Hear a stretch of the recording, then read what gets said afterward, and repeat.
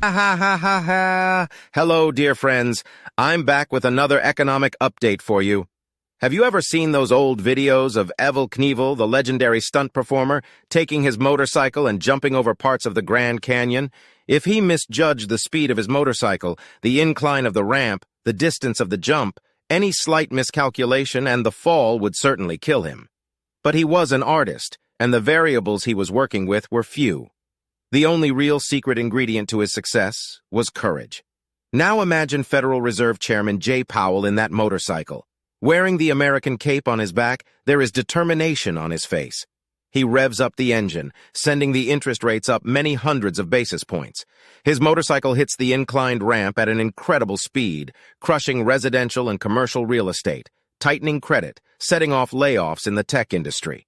And then at the very peak of his flight, he pivots, cutting interest rates back to zero and landing safely on the other side. The crowd goes wild. Investors throw themselves at his feet.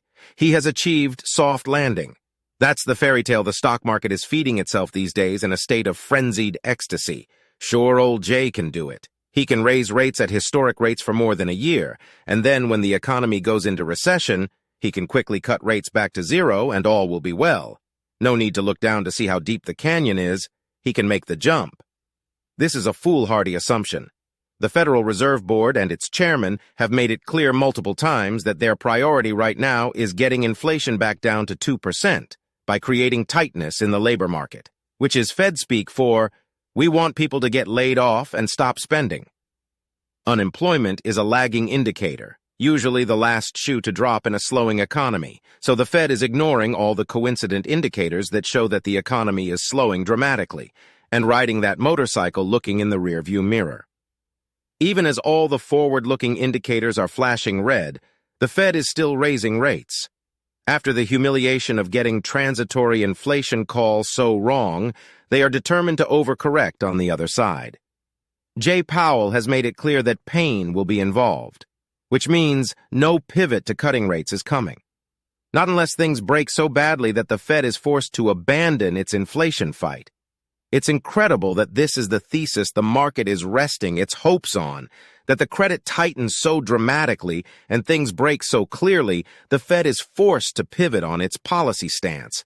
Even if the Fed does cut rates, like it has historically during economic crises, that pivot is usually accompanied by a crashing stock market.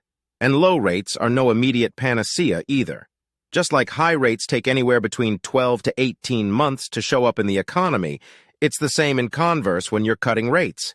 No matter what the Fed does, we will go through a severe downturn in the coming quarters. Pivot or not, an earnings recession is on its way, combined with higher unemployment. The passive flows from retirement accounts into the stock market ETFs and mutual funds will reduce liquidity during a recession, as people get laid off or reduce contributions or reallocate assets. Credit is already tightening due to QT and higher rates. Add to that the regional bank crisis, which will tighten the availability of credit even more. After the failure of Silicon Valley Bank, which was the second largest in the American history, First Republic, another large regional presence, is now on the chopping block. As I give this market update on the 29th of April, it's likely that First Republic goes into receivership with the FDIC come Monday. More credit tightening. The current fallacy of the Fed pivot being a cure for a falling stock market will take retail investors by surprise when they find that the act of cutting rates coincides with devastating financial events, and the Fed, like always, will be way behind the curve, trying to douse a fire they themselves started.